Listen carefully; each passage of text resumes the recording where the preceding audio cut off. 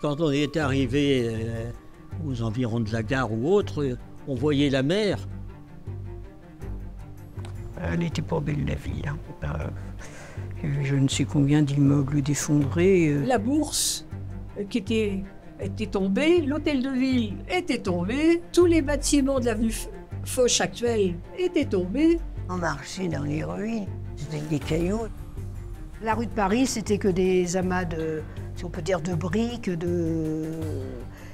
jusqu'au quai Southampton. Ce qui m'avait suffoqué, c'était la destruction du boulevard François Ier. C'était un boulevard où il y avait des maisons de maîtres.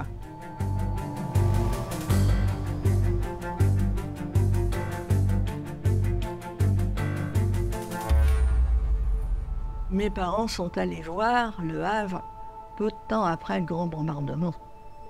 Et ils m'avaient emmené pour que je le voie. Incroyable, voir les ruines, voir tout ce qui était cassé. Hein. C'était un grand choc. Un grand choc. La première fois que vous voyez ça, j'avais plus de jambes quand je suis revenu, moi. Je me suis rendu compte des dégâts. C'était épouvantable. Il y avait l'odeur de cadavres. Il y avait les rideaux qui volaient au vent en dehors de la maison, comme ça. Le tout était cassé. Mes parents se sont assis par terre, ils se sont mis à pleurer.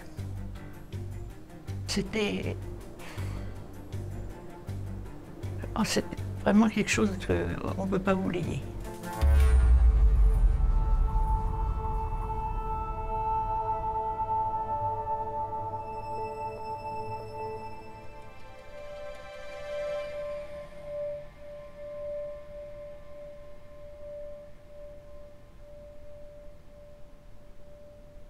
Je voyais mes parents anxieux, tout ça, parce qu'on entendait parler de guerre, on entendait parler d'Allemands qui venaient, qui tuaient l'enfant. Donc ça m'a tout de suite interpellé malgré mon jeune âge. J'étais très petite, j'avais 4 ans, même 3 ans. On ne comprenait pas trop, nous, enfants. Ce qui se passait, on voyait les parents, etc., bien qu'il n'y ait pas les médias actuels. Nos parents nous ont beaucoup protégés. Il n'y avait pas, comme maintenant, les portables, toutes les informations qu'on a. C'était des conversations de grands. Donc nous, voilà, on s'en occupait pas trop, quoi. Donc, on savait qu'il y avait quelque chose de grave, mais pas tant que ça, en réalité. J'avais surtout entendu beaucoup maman m'en parler, parce que ça a commencé, en fait, par une invasion de la Pologne. On avait bien entendu que la Pologne avait été envahie, bien sûr, mais on ne prenait pas la dimension de ce que ça pouvait être. Vous savez, là j'avais que 12 ans en 1939. La déclaration de guerre, j'avais 10 ans. Je l'ai appris dans la cour de l'immeuble. J'avais une personne qui était au rez-de-chaussée qui avait la radio. J'ai entendu ce qui s'annonçait. On en parlait, on entendait à la radio ce qui se passait. Et il y avait les journaux, tout le monde en parlait. C'était un... Principalement, on était dans le bain. Je pense que j'étais chez une de mes tantes qui avait mis la radio, et c'est là que j'ai entendu qu'il y avait une déclaration de guerre. Voilà, je me rappelle très bien. Moi, j'ai été avec 2 jeunes filles, là, au bout de la rue. Et les panneaux d'affichage étaient là. Et j'ai vu la tête des jeunes filles se défaire. Et j'ai compris, à mon âge, à l'époque j'avais 9 ans, à peine 9 ans, j'ai compris que c'était sérieux ou grave. Je me souviens de ce jour-là, il faisait très très chaud et on rentrait de la plage. Et il y avait plein de moustiques. C'est drôle les souvenirs. Mon papa m'a dit la guerre est déclarée. Et je dis mais qu'est-ce que c'est que la guerre? Parce que j'étais encore enfant. Qu'est-ce que c'est que la guerre? Alors il m'a dit mais tu sais, c'est des hommes qui se battent et qui se tuent.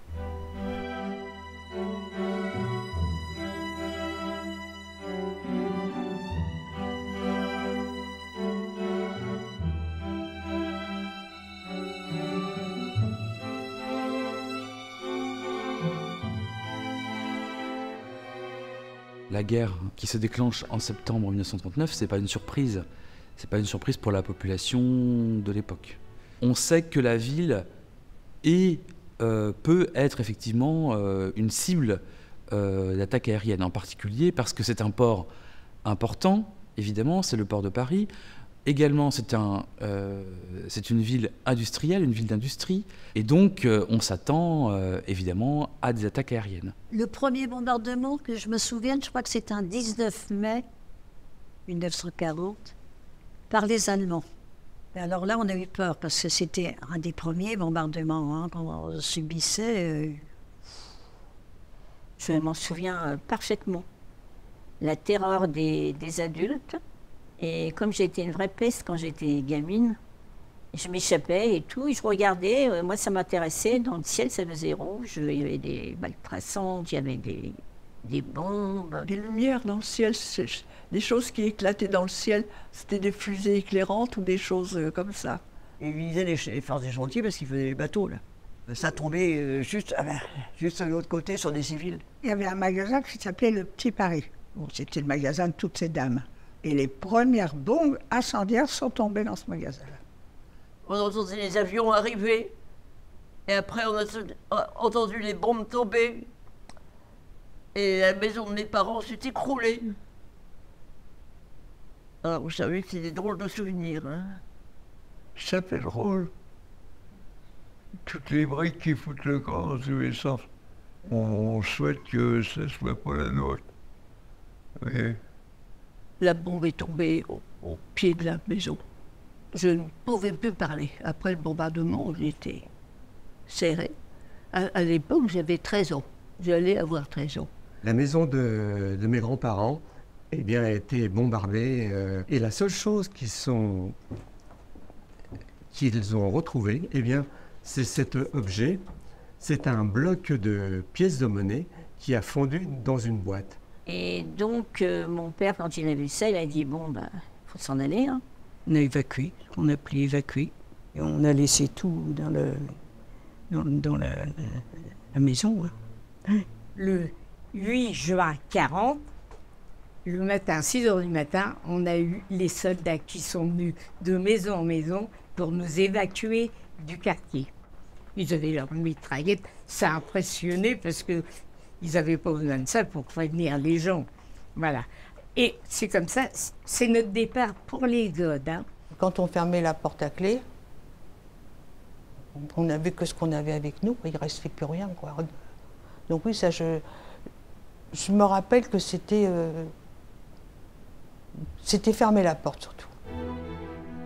Les bombardements devenant plus violents, nous décidons de nous en aller du Havre et d'aller nous réfugier à Quillebeuf-sur-Seine. Donc, à 10h30, nous nous dépêcherons de préparer le plus vite possible 2 valises de linge. Et à midi, nous quittons notre maison pour aller à l'hôtel de ville, attendre des camions qui doivent nous évacuer. Puisque les communications sont coupées, nous patientons ainsi jusqu'à 17h. Mais ne voyant rien venir, nous allons trouver un monsieur qui veut bien nous conduire jusqu'à Lillebonne. L'arrivée des Allemands se faisant plus précise, il y a une panique qui s'accentue, on va dire. Et puis, il y a cette décision mal comprise ou mal organisée d'évacuation officielle, dans le sens où évacuer les officiels, c'est-à-dire ceux qui doivent partir. Mais évidemment, les Havrais, comprenant que les administrations, les militaires ne vont pas défendre la ville, évidemment, décident dans leur majorité de quitter le Havre. Un soir, en rentrant de l'école, on a trouvé nos parents avec mon frère Édouard. On a trouvé nos parents en train de préparer des baluchons, quoi. Ma mère, qui avait une sainte horreur des Allemands, elle avait entendu parler des guerres d'avant. Donc on nous a expliqué qu'on s'en allait prendre un bateau de pêche. Tout le Havre partait, fuyait l'arrivée des Allemands, dont on disait qu'ils commettaient des atrocités. Les Allemands nous envoyaient des petits messages. Alors, Havrais, préparez vos tombes, enfin que des gentillesses comme ça. Les gens ont pris peur quand même. Hein. Il y a eu une panique probablement avec les voisins et tout ça. Il ne faut pas rester, les Allemands arrivent. Donc on est parti. On s'est dirigé vers le port. Les Allemands allaient arriver. Ils jetaient tout à l'eau. Les camions, tout, le matériel, tout ça, pour pas que les Allemands les prennent, vous voyez. Ils jetaient tout dans le bassin. Ils avaient mis le feu au bac sur le Ham, bon, ceux de la Cime et puis ceux des Marais. Et à midi, on n'y voyait plus du tout. À Senvic, on n'y voyait plus du tout, il faisait noir. Comme une éclipse, comme... Puis la fumée qui était... Je ne sais plus combien que ça a mis de jours à brûler. C'était pas la fin, c'était le début pour nous. Hein. Les décisions militaires qui sont prises vont accentuer cette panique. C'est-à-dire les incendies des réserves de pétrole. Et donc tout ça crée évidemment une ambiance particulière parce que ça veut dire que concrètement, le ciel est noir. Le ciel est couvert de fumée noire tant que les bacs de pétrole flambent. Lorsque nous sortons de l'enclave des pénitents, nous voyons, à 10h du matin, le ciel tout noir. On croirait que la nuit va venir. La ville est triste et morne. Cet effet est produit par le feu, que l'on a mis volontairement, à 7h du matin, au bac de pétrole des usines d'Archer et de Port-Jérôme. J'ai vu mon père arriver en vélo et nous dire il faut partir. Donc il a dit à ma mère rassemble toute l'argenterie et puis on s'en va. On avait les deux grands-mères avec nous. C'était une vraie équipe, hein. Les valises et le chien qu'on avait. On avait un Terre-Neuve à l'époque. On avait mis les valises sur le chien. Moi, avec mes petites jambes, j'avais du mal à marcher. Quand vous avez 7 ans, vous remarquez, mais il n'y a pas d'affolement ni rien. Quand on voit des gosses du même âge, d'autres qui s'amusent, qui rigolent, on avance. J'avais l'impression que c'était des vacances, que les gens partaient comme ça. On ne s'imaginait pas encore. Non, c'était trop loin. Mon père avait une brouette à laquelle il avait entassé 3 valises. Maman avait le landau avec ma petite sœur. Nous sommes descendus à pied d'Aplomont jusqu'à sur le port du Havre, sur les quais du Havre, où il y avait déjà un monde fou. C'était la fuite, c'était la pagaille, c'était la peur. Tout le monde fuyait sans savoir où aller exactement. Le Havre est, du point de vue terrestre, un cul-de-sac. Pour pouvoir vous échapper, vous n'avez qu'une possibilité, c'est soit traverser la Seine, soit partir vers la Manche.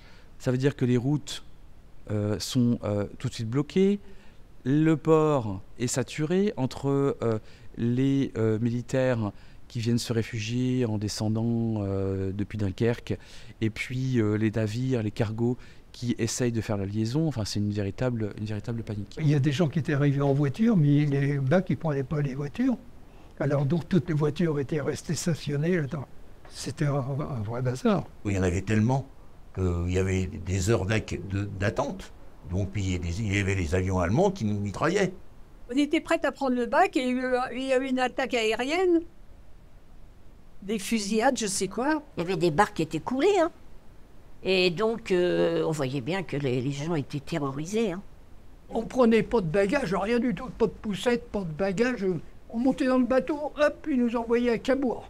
Tout le monde partait avec plus ou moins d'objets dont ils tenaient beaucoup, mais ils ont été obligés d'abandonner ces objets au moment d'embarquer. Hein. On était dans une barque, on était quoi 6-7 dans cette petite barque là. Il y avait les bombes qui tombaient, ça faisait des geysers dans l'eau. On est monté dans un camion militaire à bord du bac. Le chauffeur nous a dit, dis donc, vous n'avez pas peur, vous? J'ai dit, si, un peu quand même. Il dit, oui, parce que si vous saviez ce qu'il y a dans le camion, c'était des munitions. Il y a un bateau qui a coulé avec des réfugiés qui partaient. Hein. Le Niobé a coulé au Havre. On était montés sur ce bateau et au dernier moment, mon papa, accompagné de mes frères et sœurs, n'était pas monté et nous a crié de redescendre. Ne restez pas sur le bateau. On s'en va plus. Qu'est-ce qu'il avait senti, je ne sais pas. Mais quand il a franchi les digues, il a sauté sur une mine et le bateau il a coulé. Dans les derniers jours, avant l'arrivée des Allemands, le 13 juin, je crois, le navire est obligé de contourné, comme tous les navires, contourné les barrages de mines dans la baie de Seine, et c'est arrivé peut-être au-delà des champs de mines qu'il est mitraillé par l'aviation allemande et qu'il explose littéralement. On a supposé qu'il était évidemment rempli de munitions, d'explosifs, ce qui fait que l'ensemble de la population qui se trouvait à bord, l'ensemble des réfugiés, qu'on estime à environ 800 personnes, ont disparu. Voilà, la photo du Niobé. Nous sommes les dernières personnes qui sommes montées sur la passerelle du Niobé et redescendues. Je me souviens encore, maman avait une valise en travers du landau, puis poussait le landau pour monter la passerelle, parce que c'était comme... Et les gens qui étaient devant nous ont embarqué à bord. Et nous, quand juste après eux, l'officier qui était en haut de la passerelle s'est mis au milieu de la passerelle, il a dit c'est terminé, nous sommes en surcharge, nous ne pouvons plus prendre personne. Et ils ont embarqué la passerelle et le Niobé a appareillé à ce moment. Je connaissais toute une famille, mes parents aussi, à bord, qui étaient à bord. Tout le monde y a passé.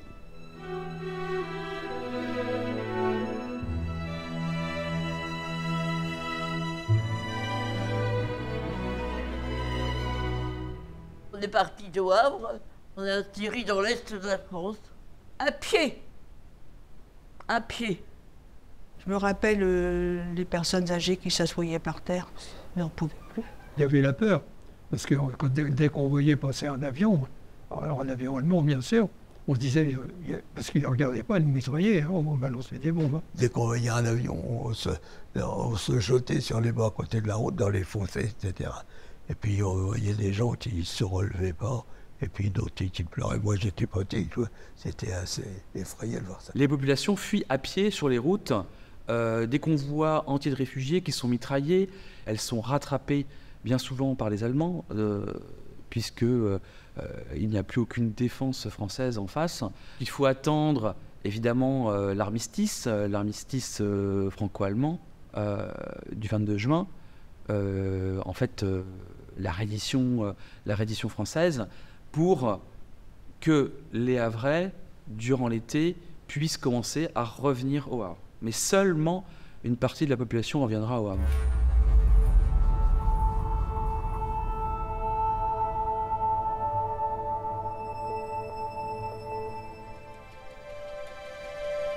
J'ai vu les Allemands arriver. Alors on entendait des bruits avant qu'ils entrent aux villes. On entendait un brouhaha, comme si c'était des avions, parce que les avions, ça faisait beaucoup de bruit. Et on a vu les Allemands arriver à cheval, des deux côtés de la rue, armés jusqu'aux dents. J'étais assis derrière le tabac, et qu'est-ce qui est rentré dans l'établissement? Un officier avec son cheval. Tous les Allemands se sont levés, à Hitler bien sûr. Un des hommes a dit, je ne sais pas si vous avez compris, on n'a plus qu'à fermer nos gueules. Les Allemands sont dans la ville, c'est-à-dire que notamment ils occupent tous les logements qui sont vacants. Ils vont même loger bien sûr chez l'habitant. Pendant 4 ans, la population vit à côté, ou certains disent même, elles vivent chez les Allemands.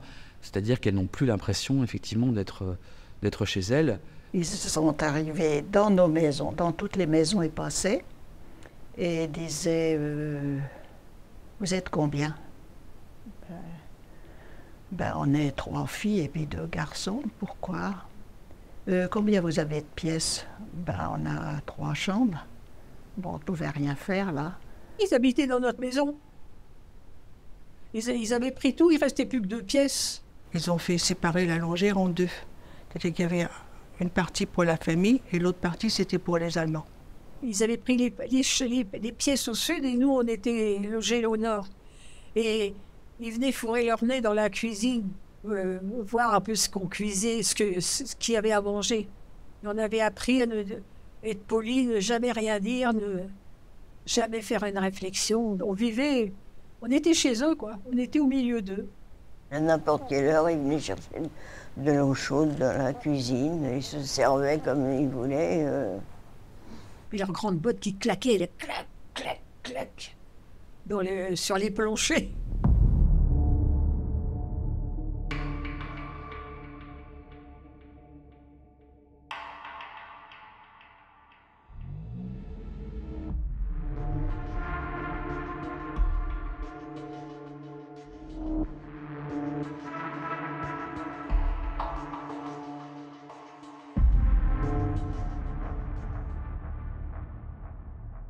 L'intérêt des Allemands à partir du moment où ils occupent la France en juin, juillet 1940 et qu'ils ont les mains libres après l'armistice, c'est que l'administration française, l'administration du gouvernement de Vichy et également l'économie et les entreprises fonctionnent dans leur intérêt. Ils souhaitent évidemment que les choses soient relativement apaisées.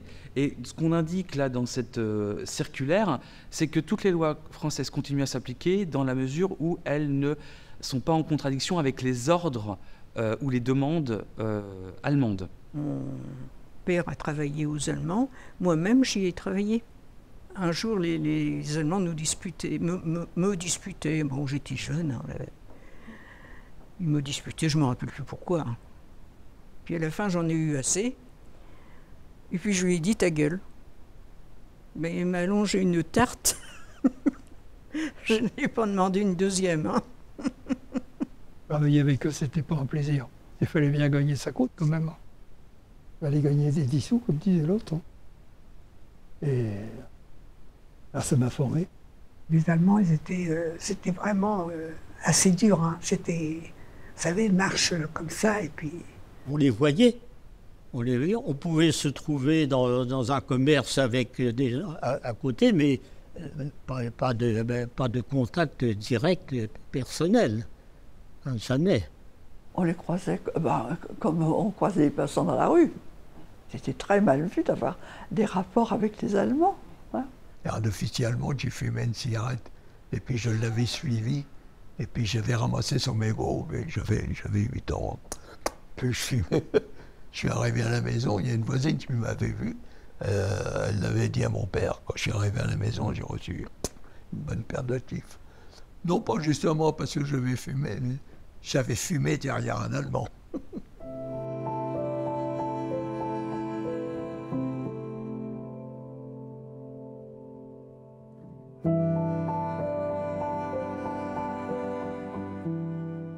On a ici une affiche sur le renouvellement des cartes d'alimentation. Donc, toute personne avait une carte d'alimentation à laquelle étaient liés des tickets d'alimentation qui devaient être donnés aux commerçants.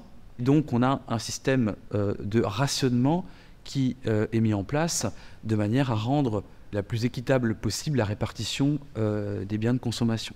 On avait vraiment mangé on avait très peu à manger. Tout le monde était maigre.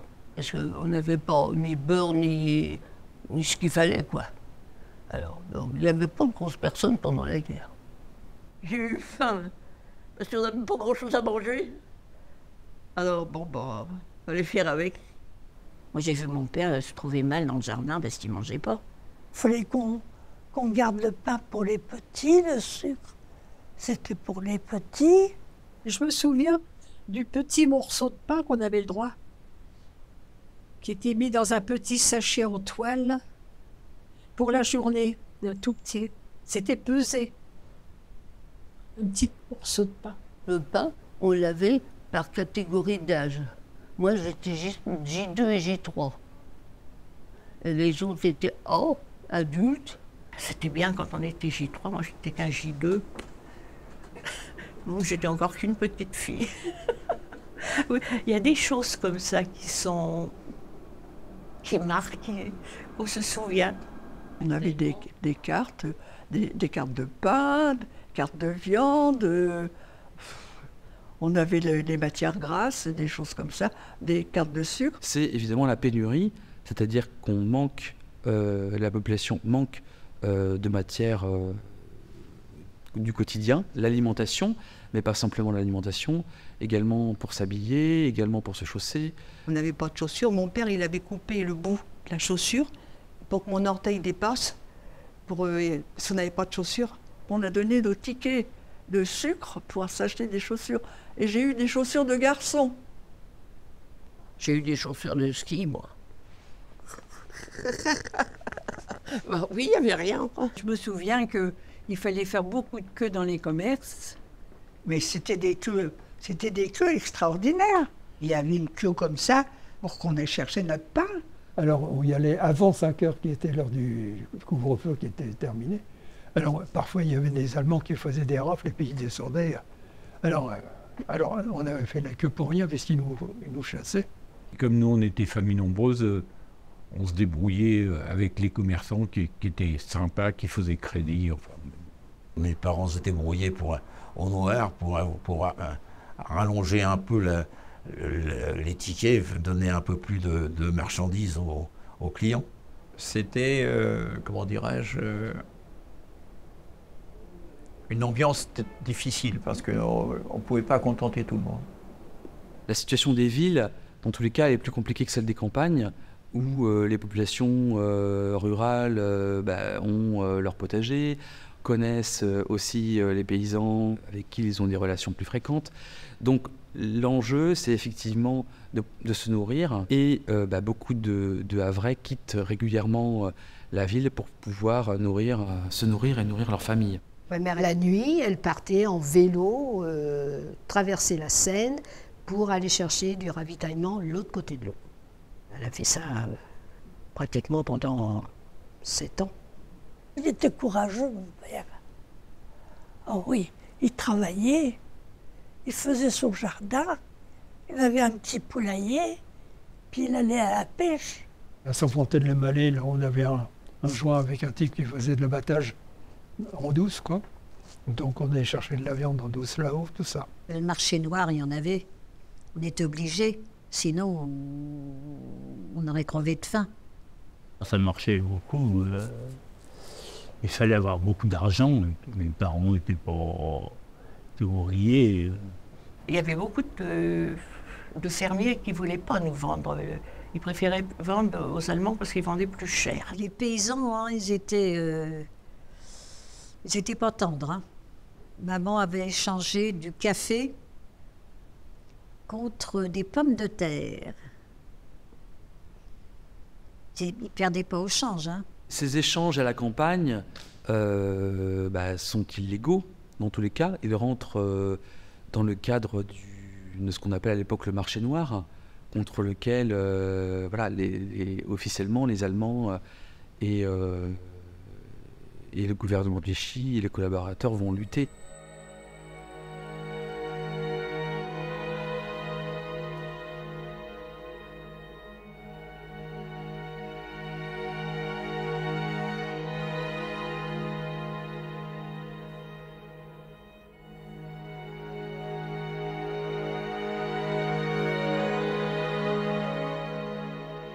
La faim, j'en ai souffert. Mais c'est pas ce qui m'a marqué le plus, si vous voulez. Ce qui m'a marqué le plus, c'est les bombardements. Les bombardements quotidiens. N'importe quelle heure de la journée, vous vous trouviez dehors, vous pouviez être pris dessous. Ça pendant des jours et des mois et des mois et des années. Pendant toute l'occupation, il y a eu des bombardements, c'était les Anglais qui venaient, il fallait qu'ils détruisent des points stratégiques pour eux, mais les bombes, vous savez, ça tombait un peu n'importe où. Hein. Mon père voulait que j'apprenne à nager, et on apprenait à nager dans le bassin du commerce.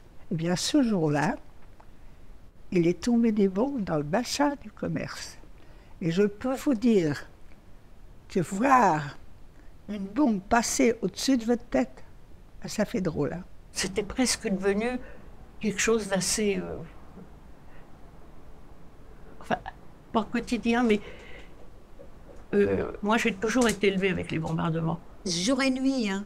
Vous entendiez cette sirène hurler, et les avions, ça faisait un boucan au-dessus de nos têtes.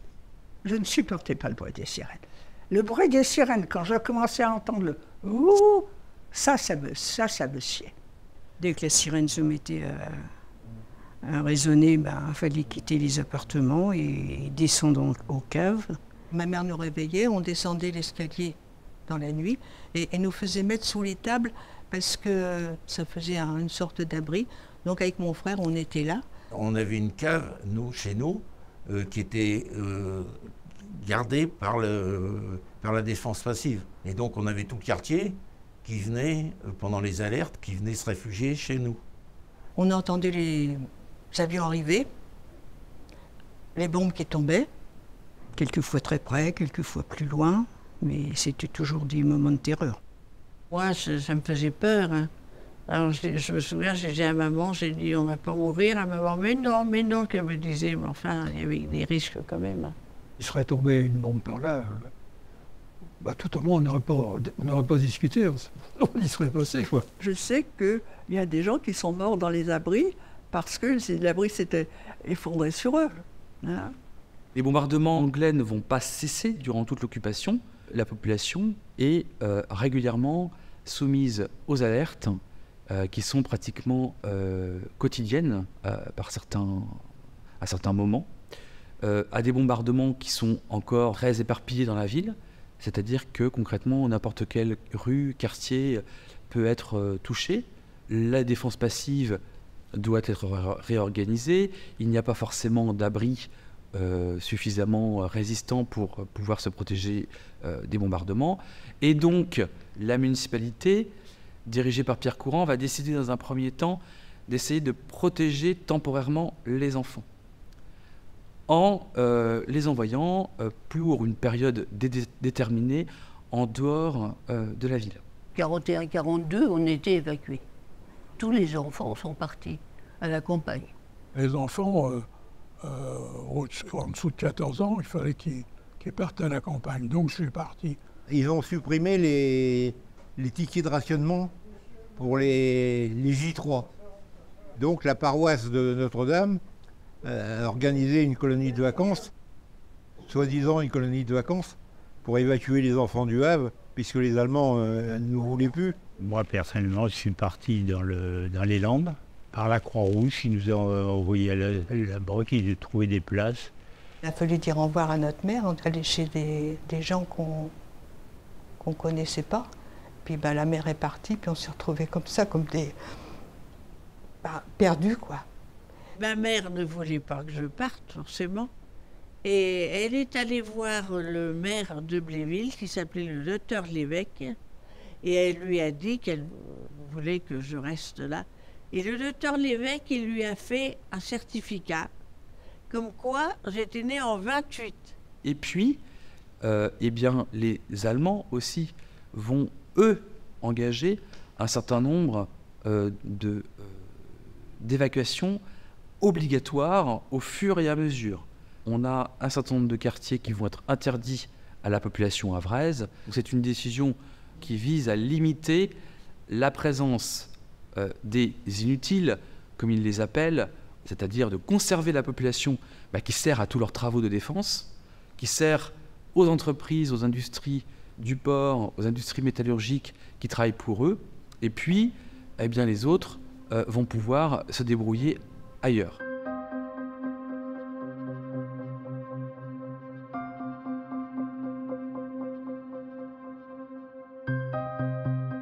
La vie sous l'occupation, c'est évidemment un certain nombre de contraintes qui sont valables dans toute la France occupée. Donc on a évidemment le couvre-feu qui est établi, c'est-à-dire durant la nuit, personne ne doit circuler. Il faut, dans tous les cas, un Ausweis, c'est-à-dire un document, un laissez-passer pour pouvoir se déplacer en dehors des horaires prévus.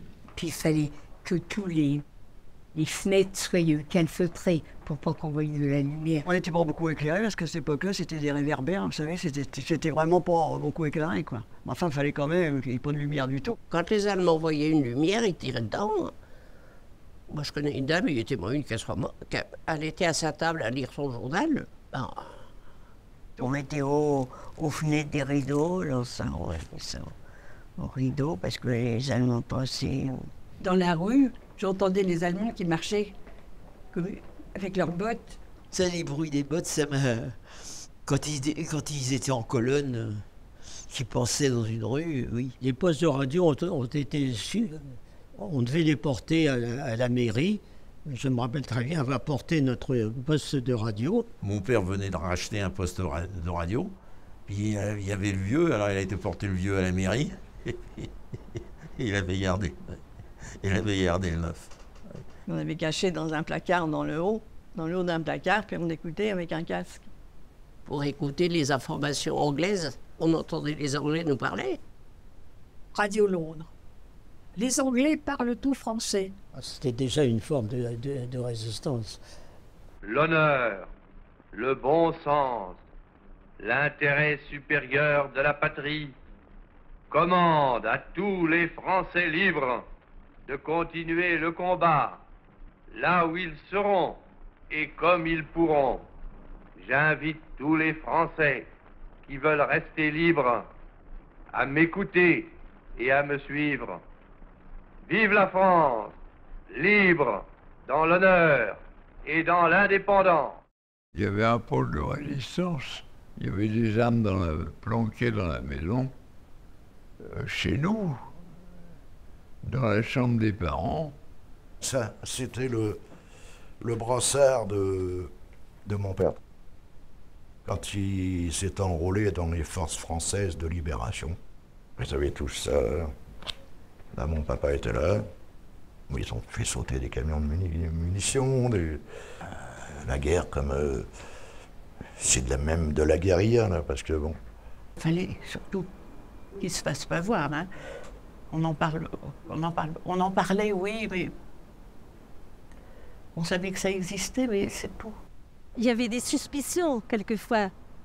On disait, ce monsieur, il doit être collabo. Mon grand-père a été dénoncé parce qu'il faisait du marché noir. Et la Gestapo ne pouvait pas deviner que mon grand-père était résistant. Mon père, il n'a pas été prisonnier, pas le temps. Le terrain était glissant pour ces gens-là.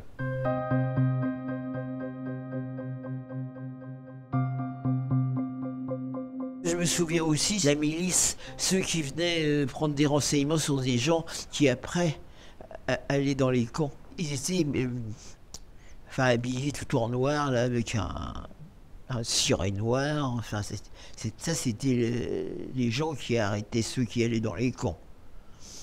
Et à Saint-Louis, qu'on a eu des gens qui sont parvenus des camps. Ma mère, pendant qu'elle était à Villequier, a donc caché un neveu à elle qui avait réussi à s'évader. Il est resté dans les caves jusqu'à la libération. Ça partait tous les jours, hein, des camps de déportés qui envoyaient. Jusqu'au dernier moment, les Allemands ont envoyé des gens en déportation. Hein. Il avait 16 ans, le copain de mon frère. Et il a été emmené par les Allemands. Il était à Buchenwald. Et il est mort 6 mois après. Les Allemands ne pouvaient pas les voir, c'était des salopards. Voir qu'ils nous ont fait baver quand même. Ils ont pourri une jeunesse, ils ont pourri un monde, ils ont fait tuer les gens.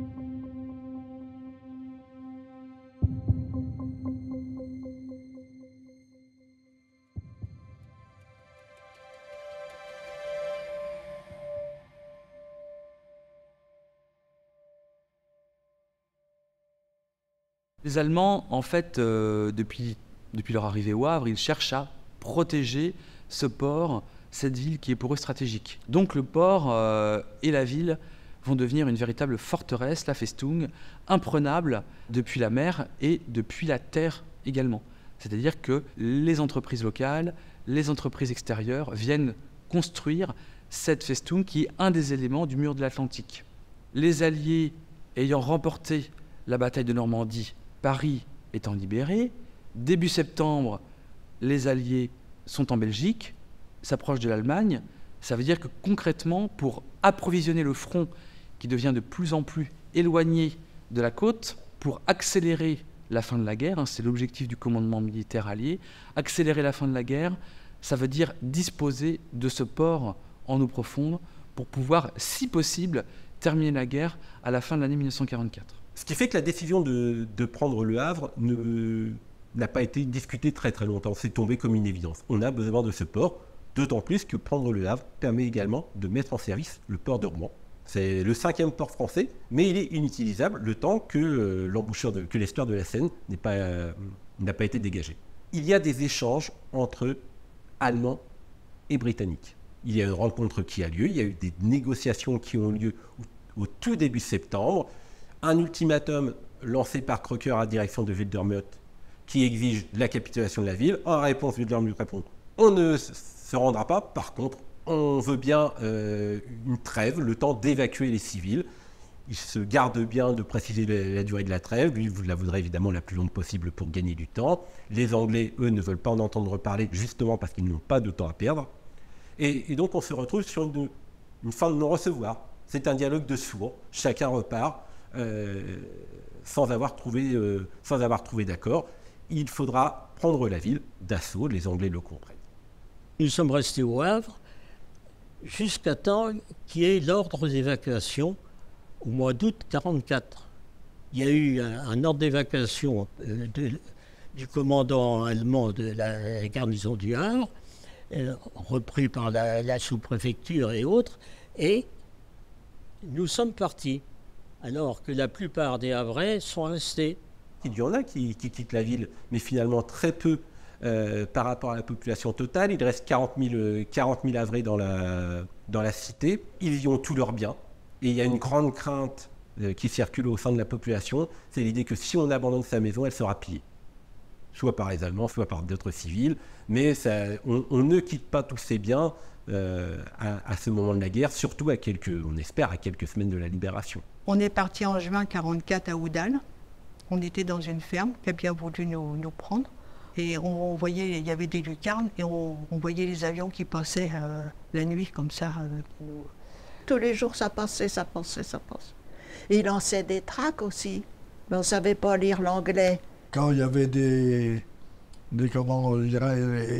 avions anglais qui venaient en reconnaissance, et à ce moment-là, les canons se mettaient à tirer. Et dans la maison, ça vibrait de tous les côtés.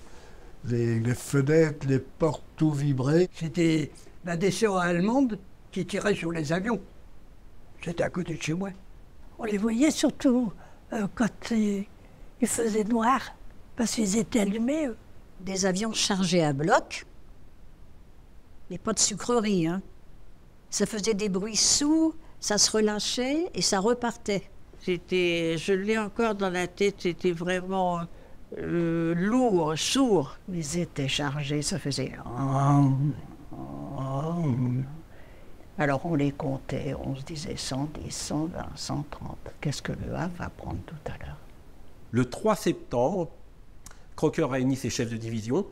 Il a également des représentants de la première armée canadienne et des représentants de l'aviation pour savoir comment prendre la ville. On est sur une période de temps très très courte où des décisions majeures sont prises. Et début septembre, ordre est donné de prendre la ville, mais avec des moyens limités par rapport à ce qui était prévu initialement, seulement 2 divisions, un corps, le premier corps du général Crocker. Donc chaque officier a pour consigne prioritaire d'économiser le sang de ses soldats, ce qui amène à faire la guerre différemment. Crocker décide donc, demande au Bomber Command, au service de bombardement stratégique de l'armée britannique, un premier bombardement massif pour impressionner les Allemands, pour leur casser le moral, et il choisit comme cible les quartiers généraux qui ont été localisés dans la ville basse. La chance qu'ont eu les Alliés, c'est que vraiment les résistants les ont abreuvés en renseignement, en localisation. Quasiment chaque poste de mitrailleuse est localisé précisément. Sauf que là, il fait appel à l'aviation stratégique, des quadrimoteurs, qui bombardent à très haute altitude et dont la précision est extrêmement faible.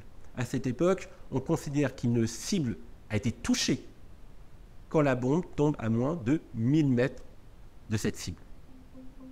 Et si on prend les différents emplacements à bombarder, en fait, c'est tout le centre-ville qu'il va falloir traiter.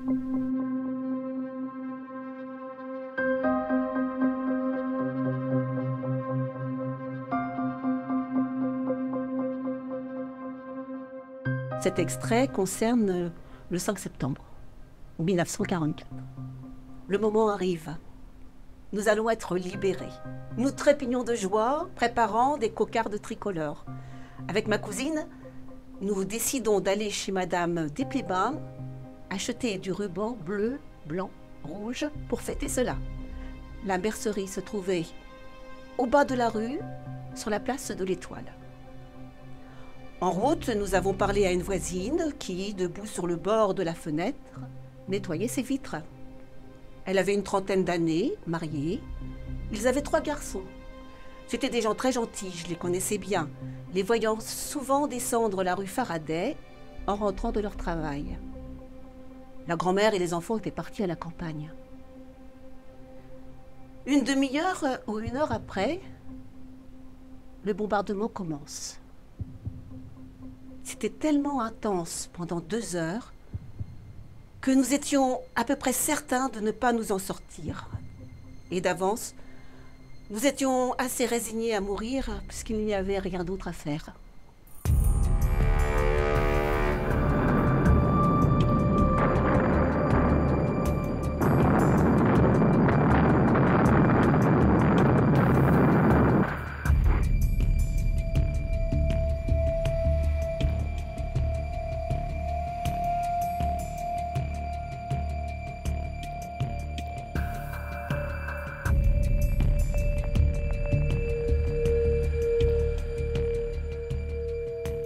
J'étais dans mon jardin avec ma mère et on a vu les fusées.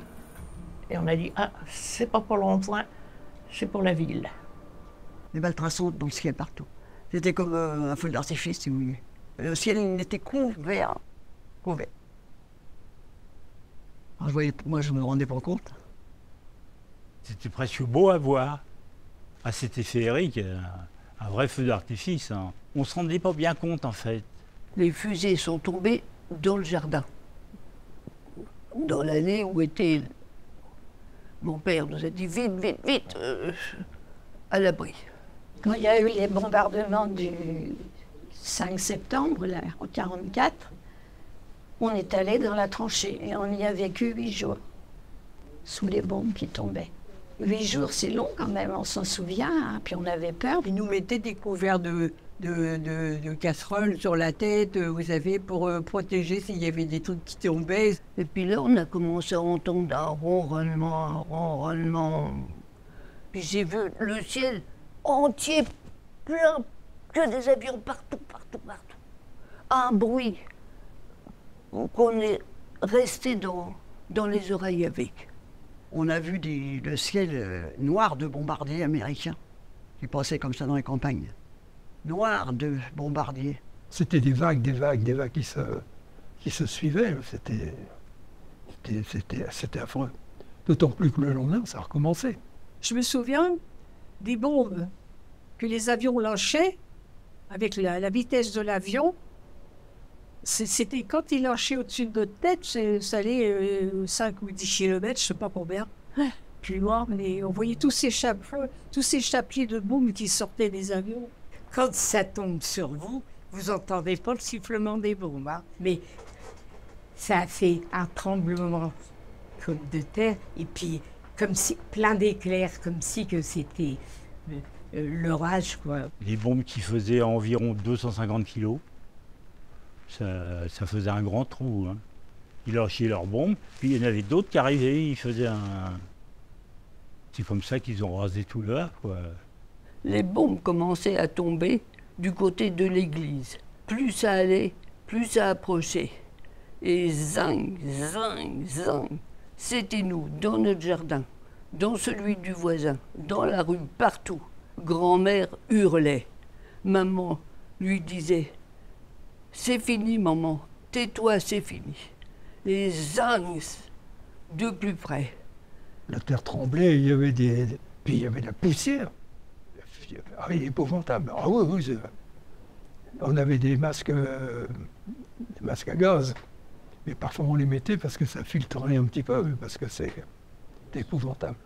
L'air se raréfie.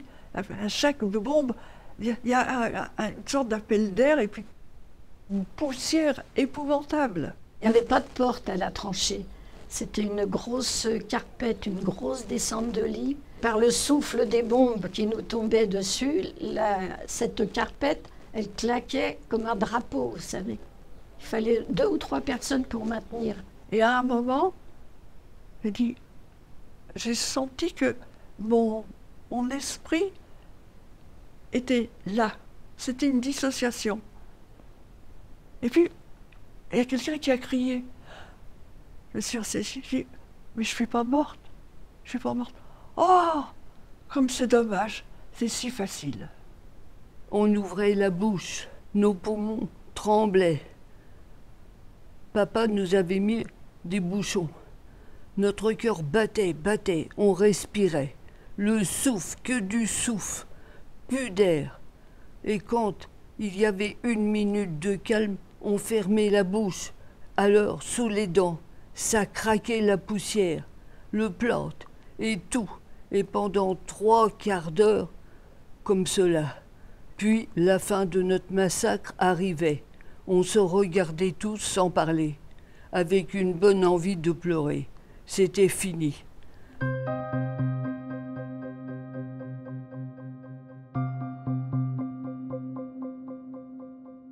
C'était atroce, des bombardements. Il y a eu des milliers de morts, quand même.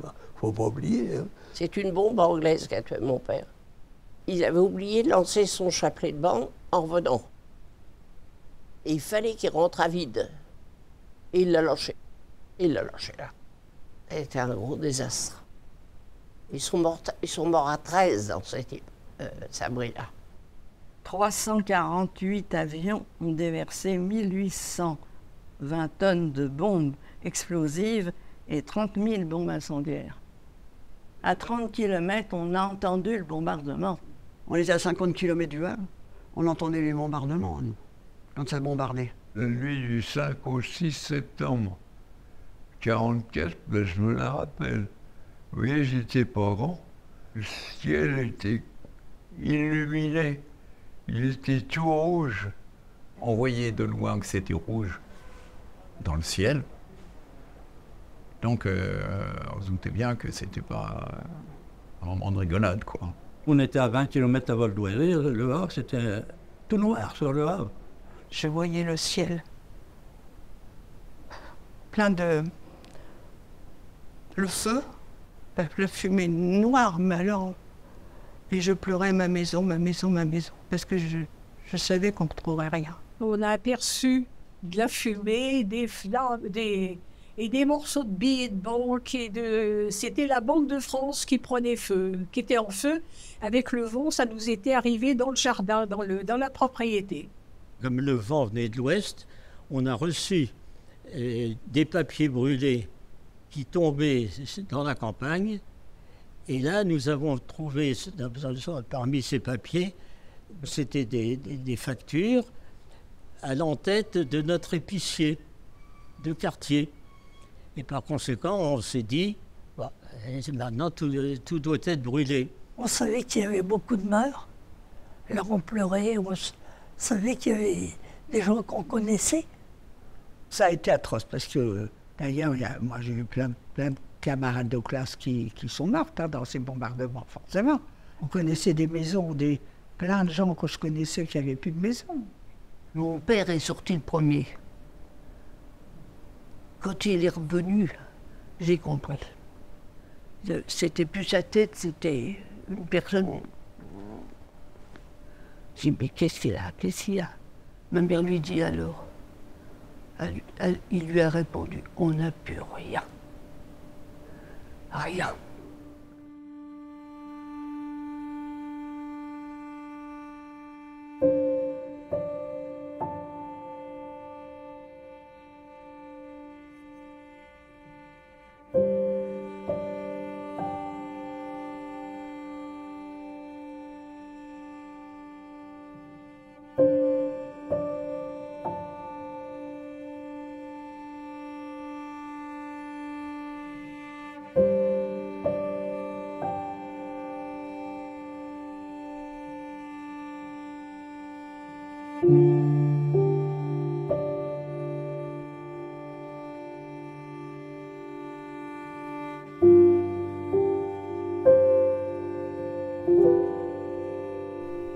Mais après, quelle angoisse, quelle boule dans la gorge pendant plusieurs jours, quand nous avons appris la mort d'une dizaine de nos voisins proches.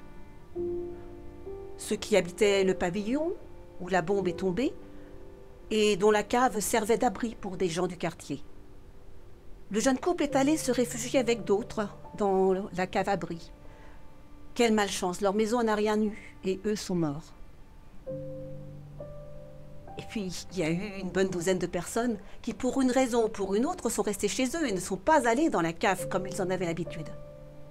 Mon amie Solange a refusé d'y aller. Elle a dit à sa mère « Oh, vas-y si tu veux, moi je reste ici. » Et sa mère n'y est pas partie. Les Toumir, des voisins proches, qui au dernier jour de la guerre avaient fait une tranchée dans leur jardin. Notre épicière, juste en face de chez nous, Madame Oda, qui partageait l'abri des Toumir, ayant participé à sa construction. Mademoiselle Lebourg, surprise rue Sadi Carnot par le bombardement, a été recueillie chez le dentiste. Elle aurait été aussi dans cette cave, ainsi que ses parents, qui l'ont attendue dans leur maison. Le bombardement du 5 tombe uniquement sur des quartiers où résident des civils. Il n'y a pas un Allemand à cet emplacement. Il y en aura un autre le lendemain. Et encore un, le 10, le plus important, qu'aura lieu le 10, qui est le seul bombardement qui aura un véritable intérêt militaire. Madame Fiquet-Charles, décédée suite de ses blessures. Un enfant, Claude, 10 ans, tué. Monsieur Formentin, Jean, remis, imprimé, nécessaire. Henri Genestal, maison détruite. Inhabitable, mari tué. Une fille de 20 ans, avant-bras fracturé.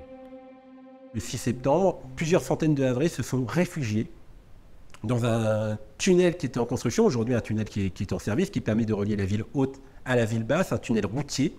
Et lors de ce bombardement, une bombe, malencontreusement, a explosé pile à la verticale de l'entrée, ce qui a provoqué un effondrement, bouchant l'unique entrée du tunnel Jenner.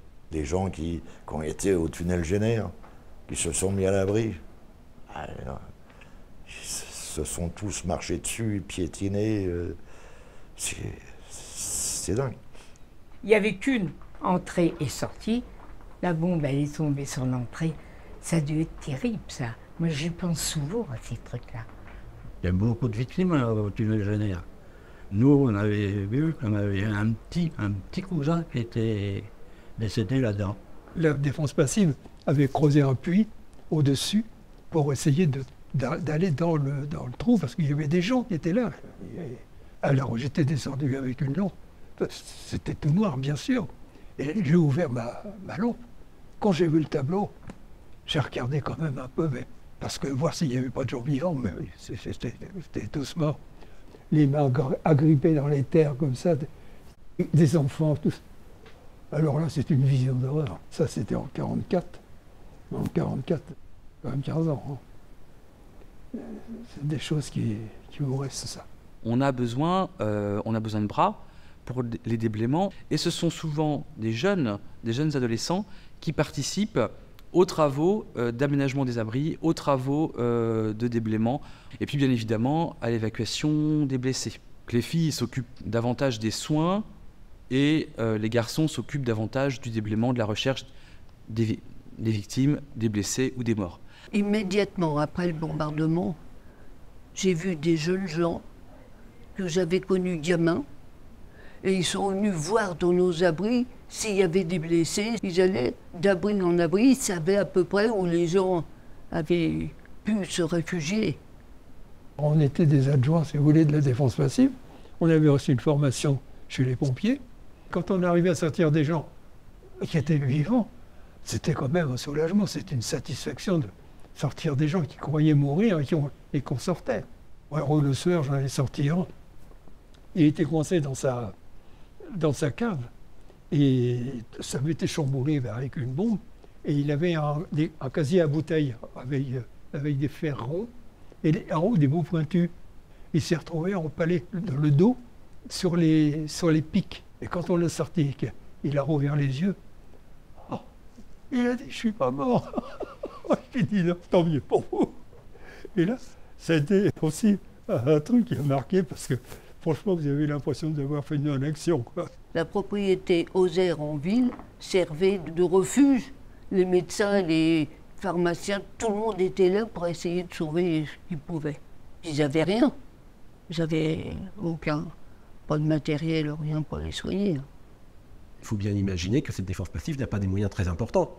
Aucun équipement lourd. Pour déblayer, on y va à la pelle et à la pioche. Il y a quelque chose de dérisoire par rapport à l'ampleur de ce tapis de bombes, quand on voit l'ampleur des dégâts et les moyens à disposition pour la défense passive pour venir en aide aux sinistrés. La vie et la mort se décident en un instant, en fonction de la personne que l'on croise, du médecin que l'on va croiser, qui va dire oui, lui on peut, il mérite que... et on a une chance, lui je pense qu'il n'y a aucune chance, on va perdre le peu de temps, le peu de moyens que l'on a à essayer de sauver une personne. Ma mère était également infirmière et elle aidait le chirurgien pendant les opérations.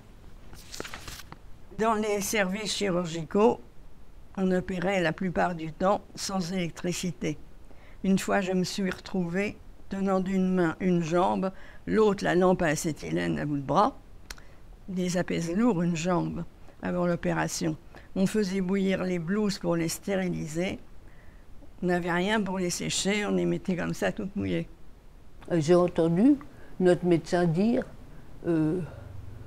on soignait ceux qu'on pouvait sauver. Les autres, on les laissait. Au pied du monument mort, il y avait des lignes de croix, parce qu'on avait enterré des gens, là. On ne savait pas où les mettre, alors. Alors, il y en avait qui étaient enterrés là, puis d'autres qui étaient enterrés au Square Saint-Roch. J'ai vu le Square Saint-Roch en cimetière. Il y avait urgence quand même à enterrer les morts, ça a été un problème sanitaire qui pouvait être posé. Des gens avaient été enterrés à la hâte, c'est-à-dire pas très profondément. Et puis, les membres des gens pouvaient ressortir parce que la pluie faisait son office. La ville avait quand même été traumatisée. On n'était à peu près d'accord pour considérer que ces bombardements avaient tué environ 3000 civils.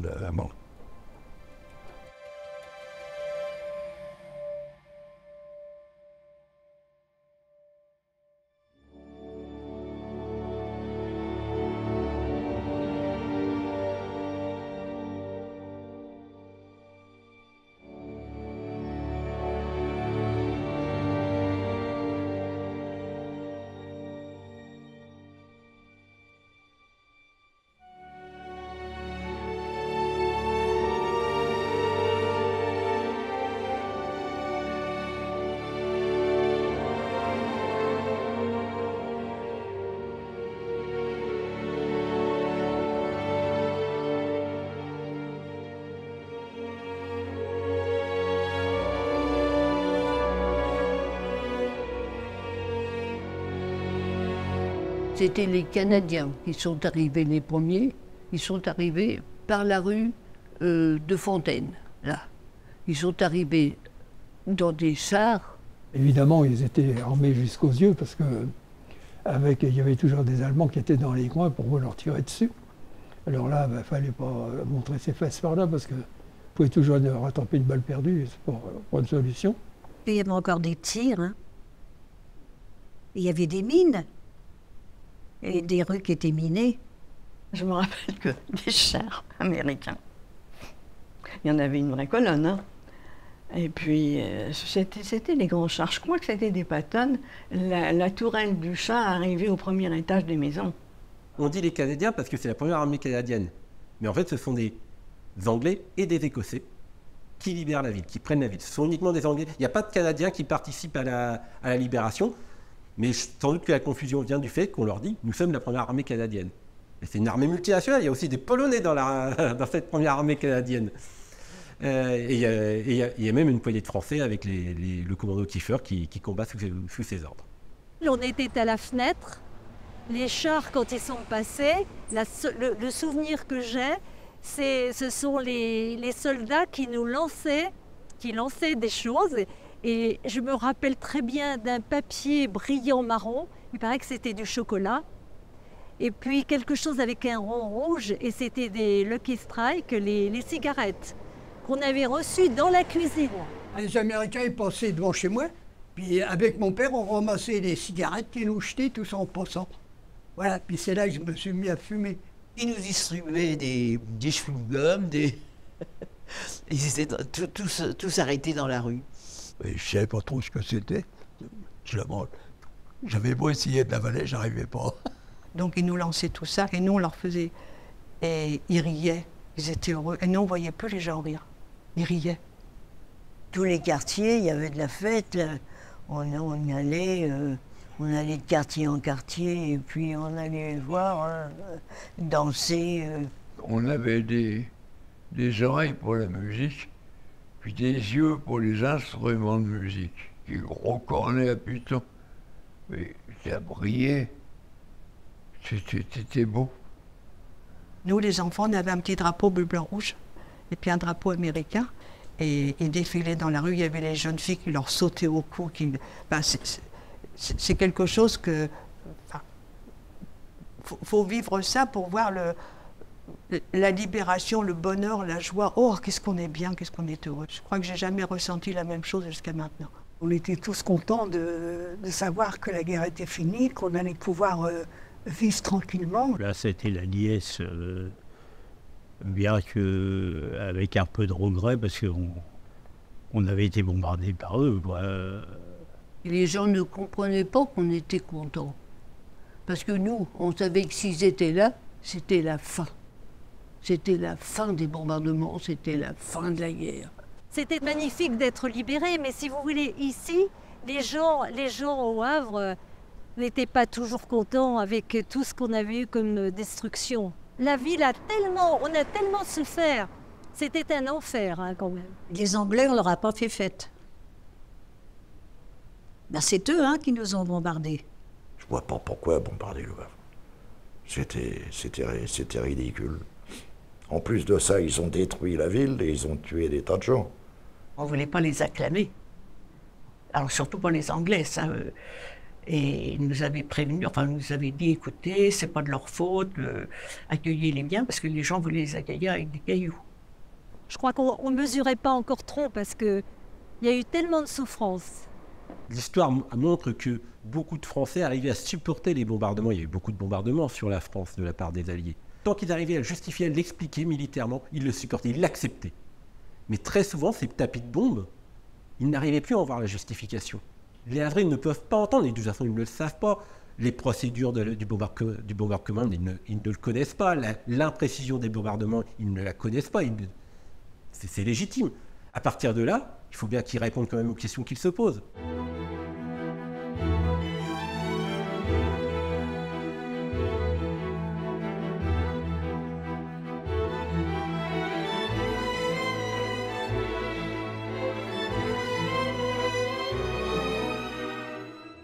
Il y a eu un défilé des troupes après la libération de la ville, un défilé qui était plutôt triste. J'ai souvenance dans la mémoire d'un gamin à Saint-Marc de voir des soldats défiler en pleurant. Vous étiez tous réunis au monument aux morts. Il y avait des pompiers, il y avait les flics, il y avait des gendarmes, il y avait des soldats. C'était émouvant. Parce que beaucoup de monde était présent. Ils avaient fait la messe sur le monticule de ruines. C'était que des décombres. Hein. À ce moment-là, on commençait pas encore les déblaiements, si vous voulez. Hein. Alors, naturellement, les gens se réunissaient là parce qu'on avait envie d'entendre la Marseillaise en même.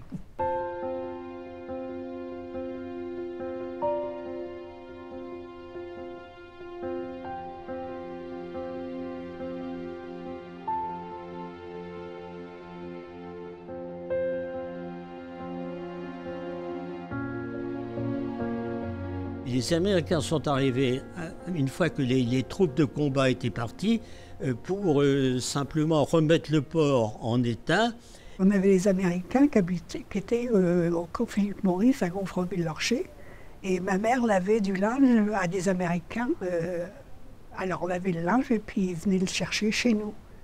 L'école maternelle Thionville, qui est derrière le square Holker, servait à ce moment-là de camp de prisonniers pour les soldats allemands. Et puis très vite, ça a été transformé en camp pour les soldats américains. Début septembre, il est décidé que le port du Havre serait en fait mis au service du ravitaillement de l'armée américaine, non pas au ravitaillement de l'armée anglo-canadienne, comme il était prévu initialement. Le Havre devient une porte d'entrée pour les GI. Et tout autour de la ville, jusqu'à une trentaine de kilomètres du Havre, commencent à pousser des camps de transit, ce que l'on appelle les camps cigarettes, parce qu'ils portent les noms de grandes marques de cigarettes, par lesquels transitent les soldats américains qui débarquent en France avant de monter au front, et des soldats, notamment les blessés, qui attendent de pouvoir embarquer sur un paquebot à destination des États-Unis pour rentrer chez eux. À peu près 1 million de personnes auraient soit débarqué au Havre, soit embarqué au Havre pour repartir. Il y a eu des queues pas possibles qui débarquaient des bateaux et d'autres qui descendaient du fort de Sainte-Adresse qui réembarquaient. Il y avait ceux qui débarquaient pour partir au front et ceux qui revenaient du front, qui transitaient toujours à la forêt de Montjean et qui repartaient chez eux. Donc il y avait un mouvement permanent. Nous, gosses, on a découvert des tas de choses. Les Américains étaient la musique, ce qu'ils écoutaient, la façon de vivre, la décontraction, puis le modernisme un peu à l'époque. Il y avait un cinéma, il y avait un théâtre. J'ai même vu un concert de Glenn Miller. Il y avait bal tous les samedis soirs, il y avait bal sur la place publique pour fêter la victoire. On avait des petits bals un peu partout. Ceux qui voulaient venir, ils y allaient. Les Havrais se retrouvent au contact de milliers d'Américains. Ils ont accès à une opulence qu'ils n'imaginaient même pas avant-guerre. Donc là, on est en 1944, en pleine misère. Mais en plus, là, on leur montre une armée qui a une richesse que la France n'avait pas en 1939. Cette richesse, elle génère aussi énormément de marché noir. Toute la machine qui avait été déjà mise en place pendant l'occupation est réactivée en fait à la libération. Des trafics de cigarettes, trafics de vêtements. Ça a vraiment été une économie parallèle et qui était l'économie principale de la ville. Ils vendaient ce qu'on n'avait pas. Ils vendaient des couvertures, par exemple. Les gens achetaient des couvertures, ils les lavaient. Après, les gens faisaient des manteaux, des jupes, ce qu'ils n'avaient pas, ce qui leur manquait. Ils nous demandaient d'aller leur chercher du cognac. On ramassait les bouteilles de cognac qui étaient en bon état et on mettait de l'eau avec du capet dedans pour merde. On rebouchait bien le tout. On leur passait la bouteille de cognac et à travers le grillage, on avait l'argent déjà. Et puis, on caletait. Les Américains vous vendaient une paire de chaussures, par exemple. Et puis il y avait une autre troupe d'Américains qui était un peu plus loin, qui vous arrêtait, vous traitez de voleurs, et vous reprenez ce que leurs copains leur avaient vendu. Il y en a certains qui se croyaient tout permis. Ils étaient en pays occupé, ils se sentaient presque occupés. Alors je ne sais pas comment ils sont repartis en Allemagne, mais en France, ils n'ont pas eu une conduite exemplaire. Ils sont arrivés en terrain conquis, et il ne fallait surtout pas que les femmes sortent le soir. Ils couraient de grands risques. Il y a eu pas mal de viols, des choses comme ça, perpétrés par les Américains. On disait qu'ils avaient fait sortir les Américains de prison pour aller à la guerre. Je serais tenté de dire que c'est vrai. On avait un camarade qui s'était pris un coup de couteau, qui a perdu la vie un soir comme ça en sortant du cinéma par un Américain. Moi, je me souviens d'une chose, c'est que mes sœurs, elles se sont fait courser. Ils sont rentrés vite fait. Par les types donnaient un coup d'épaule dans la porte, ils l'enfonçaient. Hein. Mes sœurs étaient folles de terreur. Un jour, moi j'étais seule à la ferme, ma mère était partie dans les champs. Et heureusement, j'avais un frère qui était là, parce qu'il y a un Américain qui voulait rentrer, la mademoiselle qui disait. Hein. Et j'avais 13-14 ans à l'époque. Les soldats américains qui débarquent en France, pour certains d'entre eux, ont le sentiment de débarquer en territoire occupé. Ils n'ont pas la sensibilité qu'ont les Britanniques. Ils n'ont pas la même histoire. Ils débarquent sur un autre continent, c'est complètement étranger. Il y a une fascination. Et il y a une légende, de toute façon aussi, les filles françaises sont assez faciles. Dans tous les rapports que l'on a, c'est vrai pour Le Havre, mais c'est vrai aussi pour Cherbourg, il y a circule l'idée que les Américains sont beaucoup moins disciplinés que les Allemands, paient moins bien aussi que les Allemands quand on doit travailler. Il y aura des Havrais qui vont travailler sur le port du Havre au déchargement. Ils ont le sentiment d'être moins bien rémunérés que lorsqu'ils travaillaient sur les chantiers du mur de l'Atlantique. Et le bombardement n'a pas facilité les choses. Il y a quand même une fracture de sang qui sépare les Havrais de leurs libérateurs.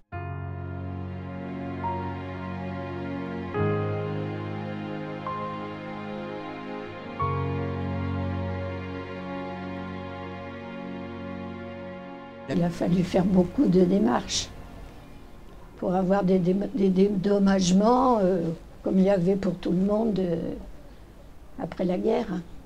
Mes parents ont bénéficié du dommage de guerre seulement 22 ans après, à savoir en décembre 1962. Ça a duré longtemps, longtemps. Hein.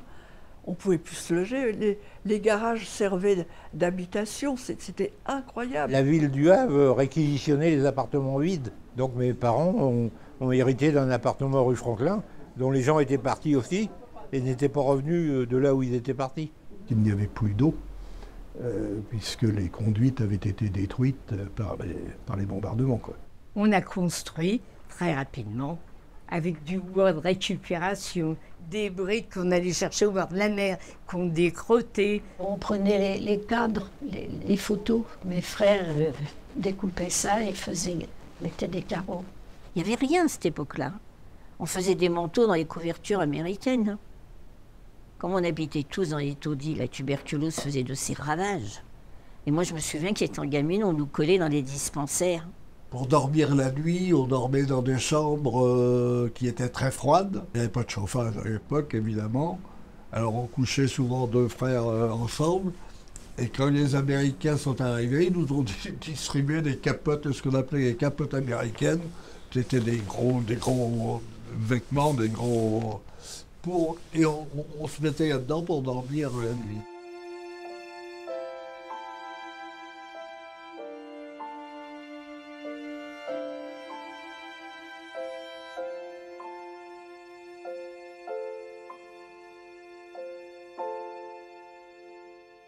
Mes parents étaient du Havre, tous les deux. Ils ont été relogés à Bléville dans les maisons en carton. C'était une cité de 21 pavillons, construite par les Canadiens juste après-guerre. Après ce que les parents et mes frères et sœurs aînés avaient connu, c'était le luxe presque. Les camps cigarettes, c'était pour les Américains. Mais les baraquements, c'était en ville pour les gens qui avaient été sinistrés ou pour les commerces. Je me souviens des bâtiments, tout ce qui est place de la mairie, etc. Il y avait plus rien. Et il y avait des constructions en bois pour les commerces, ça je m'en souviens. La cité commerciale même, qui était en baraquement. Ils avaient construit des espèces de petits commerces provisoires, quoi. La ville reprenait vie. Hein. Et après, ça a été vraiment une joie de retrouver notre maison et puis de pouvoir retourner à l'école, de retrouver des copains et l'école, quoi. Mais c'est une époque où on a beaucoup souffert, mais en étant libérés. Le Havre, 12 septembre 1944, souvenir. La guerre était passée, la ville anéantie, non par les ennemis, voyez là l'ironie. C'était par nos alliés venus d'outre-Atlantique, par les cieux envahis de façon stratégique.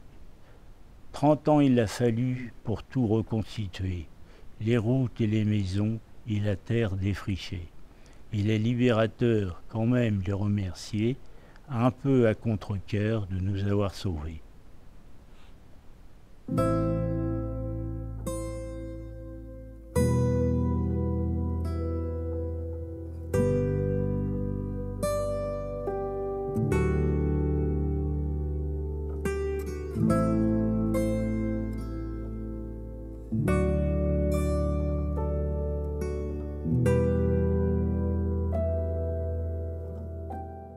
Le temps a passé, mais la peur est restée.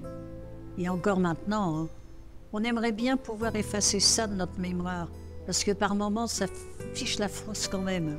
Quand j'entends les sirènes, ça me rappelle évidemment le temps où quand on entendait les sirènes, il fallait ou se mettre à l'abri ou arriver dans les abris que mon père avait fait. Même encore à 84 ans, je ne peux pas entendre une sirène sans avoir encore la chair de poule. Et pourtant, j'étais petite. Et je crois qu'on est marqué à vie. C'est même pas la peine d'essayer de compter dans le temps, c'est à vie, toute notre existence. C'est obligé. Ma sœur elle les entendait beaucoup à l'avance avant nous. Elle avait mal dans le ventre, elle n'a jamais eu d'enfant. Il a été dit que c'était dû à la guerre, qu'elle s'est contractée et elle n'a jamais pu avoir d'enfant à cause de ça. Mon fils qui habite à Annecy, un jour arrive en vacances, puis il me dit « Maman, est-ce que ça te plairait d'aller visiter les cimetières militaires et le musée de Caen ?» Il y a une pièce où on voit les avions, les bombardements. J'ai pleuré là-dedans. Bah oui. Les enfants maintenant, ils ont leur vie d'enfant, ils sont libres et tout. Moi, j'ai eu l'impression d'être dans une espèce de cloche comme ça où il fallait pas bouger, il fallait rien dire, il fallait rien faire, quoi. Se sentir tout le temps en danger, mais il y a quelque chose qui va pas. Quand on est enfant, on n'est pas libre. On sait que ça va pas. Et on le voit quand on voit les parents qui vont pas bien, on va pas bien. Hein. Je suis née donc en 38 et mon père en 39 a été mobilisé. Il est parti pour 5 ans, 6 ans même. Quand il est revenu, j'avais presque 7 ans. Ça a été un mauvais départ. Et on y pense toujours.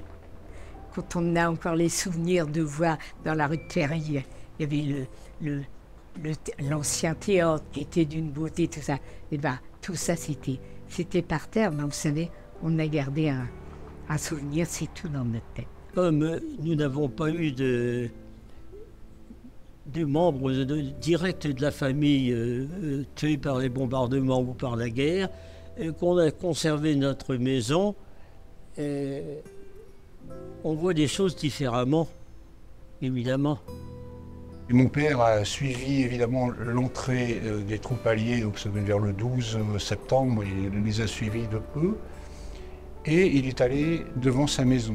Sa maison était en parfait état, elle était vraiment nickel, alors que beaucoup d'éléments étaient détruits autour. Donc il frappe, il appelle, personne ne lui répond. Et un voisin, à un moment donné, lui dit « Mais mon pauvre Charles, tes parents sont décédés. » Ses parents étaient partis se mettre à l'abri chez les voisins, un peu plus loin, rue du Docteur Richard.